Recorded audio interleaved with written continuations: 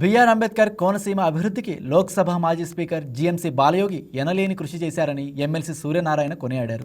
రేపు బాలయోగి వర్ధంతి సందర్భంగా ఆయనతో ఉన్న అనుబంధాన్ని వైకేటీవీతో గుర్తు చేసుకున్నారు. బాలయోగి తనయుడు అమలాపురం ఎంపీ హరీష్ మాధుర్ భవిష్యత్తులో రాజకీయాలను శాసించే స్థాయికి ఎదుగుతారంటున్న ఎమ్మెల్సీ సూర్యనారాయణరావుతో మా special correspondent Venkat face to face. మాజీ లోక్సభ స్పీకర్ దివంగత జీఎంసీ బాలయోగి అంబేద్కర్ కోనసీమ జిల్లా అభివృద్ధికి ఎనలేని కృషి చేశారు. జీఎంసీ బాలయోగి 24వ వర్ధంతి సందర్భంగా ఆయన గురించి తెలుసుకునే ప్రయత్నం చేస్తుంది వైకేటీవీ. ప్రస్తుతం మనతో పాటు ఆయన మిత్రుడు ప్రస్తుత ఎమ్మెల్సీ కుడుపూడి సూర్యనారాయణ మనతో ఉన్నారు. మరిన్ని విషయాలు ఆయన అడిగి తెలుసుకునే ప్రయత్నం చేద్దాం. సార్, చిరకాల మిత్రుడు అంటారు జీఎంసీ బాలయోగి, ఆయనకి మీకున్న అనుబంధం గురించి మాకు వివరించండి. 25 సంవత్సరాల తర్వాత బాలయ్య గారిని స్మరించుకునేటువంటి అవకాశం ఆయన చైల్డ్హుడ్ ఫ్రెండ్గా, యూనివర్సిటీ మేట్గా, హాస్టల్ మేట్గా నాకు ఈ గొప్ప అవకాశం ఇచ్చిన మీ టీవీ ఛానల్ వారికి కృతజ్ఞతలు, ధన్యవాదాలు. ఒక సామాన్య కుటుంబంలో పుట్టి నిరుపేదగా మరి గ్రామస్తులంతా కూడా ఆయన్ని యానంలో చదువుకోవడానికి మరి ఆయన భోజనం కానీ ఎర్లీ మార్నింగ్ టిఫిన్ కానీ ఇచ్చినటువంటి పడవ సరంగులు ఇంకా రామాయణంపేట దగ్గర బతిగా ఉన్నారు కొంతమంది. యూనివర్సిటీలో నాతో చదువుకున్న తర్వాత నేను యూనివర్సిటీ స్టూడెంట్ లీడర్గా 13 సంవత్సరాలు ఉంటే బాలయ్య గారు కూడా 8 సంవత్సరాలు యూనివర్సిటీలో ఉండి పోస్ట్ గ్రాడ్యుయేషన్ నాతో చేశారు, బిఎల్ కూడా నాతో పాటే చేశారు. మా హాస్టల్లో ఉండేవారు.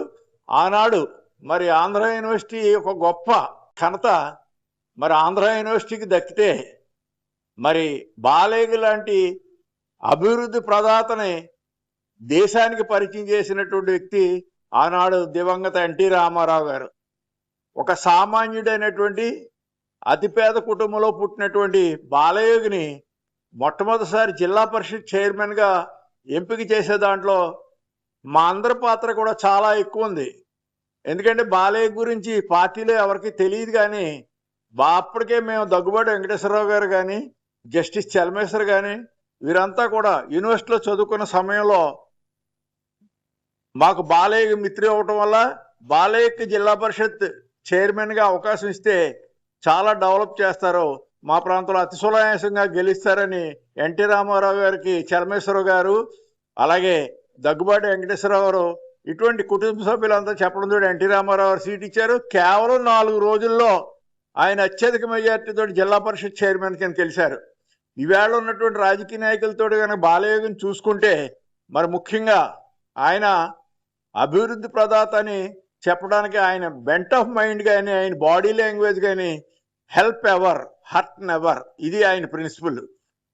ఆవేళ బాలయోగి లవ్ మ్యారేజ్ చేసుకున్నప్పుడు కూడా ఆయనకి ఆయన భార్యకి కూడా సుమారు 15 సంవత్సరాలు వ్యత్యాసం ఉన్నా కూడా వాళ్ళ మామగారు అడ్డు పెడితే మేము కాదని మేమంతా కలిసి ఆయనకి రిజిస్టర్ ఆఫీసులో మ్యారేజ్ చేయడం కూడా జరిగింది. తర్వాత ఆయన అంచెలంచెలుగా చంద్రబాబు నాయుడు గారి ప్రియమిత్రుడిగా మరి ఎన్నో పదవులను ఆయన చేశారు. అందుచేత ఆయనకు ఒకటే గుణం, ఎవరిని కూడా నొప్పించరు, అందరితో స్నేహ సంబంధాలు మెయింటైన్ చేస్తూ ఆయనకు వచ్చినటువంటి గొప్ప అవకాశం లోక్సభాపతిగా ఆనాడు చంద్రబాబు నాయుడు గారు ఆయన్ని ఎంపిక చేయటం వల్ల మరి ఎర్రనాయుడికి దక్కవలసిన అవకాశాన్ని బాలయ్యకి ఇవ్వటం వల్ల ఆయన లోక్సభలో మరి పార్లమెంటరీ సెక్రటరీగా ఉన్నటువంటి అప్పటి మరి ఐఏఎస్ ఆఫీసర్ మా అందరికీ కూడా చిరకాల మిత్రుడు అవటం శ్యాంబాబు, ఈస్టర్న్ డెల్టా మరి ముఖ్యంగా భారతదేశంలో ఎంపీ ల్యాడ్ ఫండ్స్ కొన్ని వేల కోట్ల రూపాయలు మురిగిపోతూ ఉంటే ఆ డబ్బంతా కూడా బొల్లిరామయ్య గారు ఎంపీ ల్యాడ్ ఫండ్స్ చైర్మన్గా, తెలుగుదేశం పార్టీ అక్కడ అధికారంలో మరి వాజ్పేయి గారి ప్రభుత్వం ఉన్నప్పుడు బాలయ్య గారు కొన్ని 100 కోట్ల రూపాయలు ఈ ప్రాంతానికి తెచ్చి ఆనాడు మన కోనసీమను సస్యయామం చేయడానికి కాటన్ దొర గారు ఎంత కృషి చేశారో, కాలువలు ఏర్పాటు చేసి ప్రపంచ దేశాలతో అనుసంధానం చేయడానికి బాలయ్య మన కోనసీమని అంత అభివృద్ధి చేసినటువంటి మహోన్నత వ్యక్తిని మరి చెప్పక తప్పదు. బాలయ్య గారి మరణం వల్ల రైతులు కానీ ఈ ప్రాంత వాసులు కూడా మరి ఎంతో నష్టపోయారు. ఆయన అకాల మరణానికి మేమందరం కూడా ఇప్పటికీ కూడా బాధపడుతూనే ఉన్నామని మీ ద్వారా తెలియజేస్తున్నాం. Thank you. సార్ చెప్పండి, ఇక్కడ ఇప్పుడు మన జాతీయ రహదారిని అనుసంధానం చేస్తూ 2 బ్రిడ్జిల నిర్మాణం ఆయన హయాంలో నిర్మించారు. ఆయన దానికోసం చాలా కృషి చేశారు. దీనిపై ఆయన మీ స్పందన ఏంటి? ఓకే, ఒక బ్రిడ్జే కాదండి, రోడ్లు కాదు, ఈ ప్రాంతంలో జరిగిన అన్ని అభివృద్ధి కార్యక్రమాలు కూడా బాలయ్య నేతృత్వంలో జరిగింది. ఎందుకంటే ఆయన లోక్సభాపతిగా వారికి ఉన్నటువంటి అపారమైనటువంటి స్నేహితులు కానీ, అన్ని మినిస్ట్రీలతో ఆయనకు ఉన్న అనుసంధానం కానీ, అలాగే ఫండ్స్, ముఖ్యంగా ఎంపీ ల్యాడ్ ఫండ్స్ ఆయన చేతిలో ఉండటం వల్ల ఈ ప్రాంతంలో రైల్వేస్, ముఖ్యంగా అమలాపురంలో రైల్వేని ఆవేళ మమతా బెనర్జీ గారు, అలాగే మరి ఇక్కడ శంకుస్థాపన చేయించడం అనేది పెద్ద హిస్టారికల్ ఇష్యూ. అది అప్పుడు వేసినటువంటి డిపిఆర్ఏ ఇప్పటి వరకు కూడా కొనసాగుతూ రైలుని నరసాపురానికి అనుసంధానం చేసి ప్రపంచ దేశాలతో మనకి మరి ట్రాన్స్పోర్ట్ ఏర్పాటు చేశారు. అలాగే బ్రిడ్జెస్, మరి బాడ్స్కూర్ బ్రిడ్జ్ కానీ, అలాగే చించినాడు బ్రిడ్జ్ కానీ, ఇవన్నీ కూడా బాలయోగి ఏర్పాటు చేసినటువంటి బాటలని మీకు తెలియజేస్తుంది.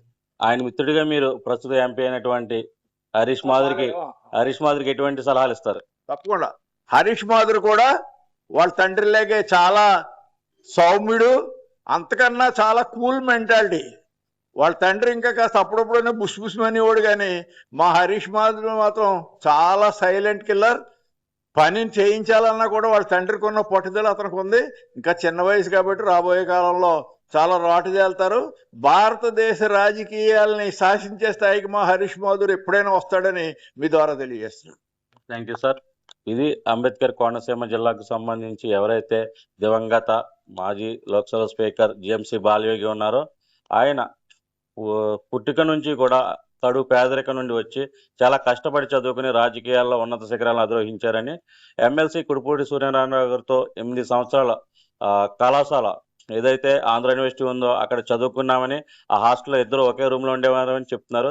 అలాగే కోనసీమ అభివృద్ధికి ఆయన చెరగని ముద్ర వేశారని కూడా చెప్తున్నారు. అలాగే ఆయన తనయుడు గంటి హరీష్ బాలయోగి కూడా భవిష్యత్తులో రాజకీయాల్లో ఉన్నత స్థానాలకు వెళ్తారని కూడా ఆశిస్తున్నారు. కెమెరా పర్సన్ వరుణ్తో వెంకట్, అంబేద్కర్ కోనసీమ జిల్లా నుండి.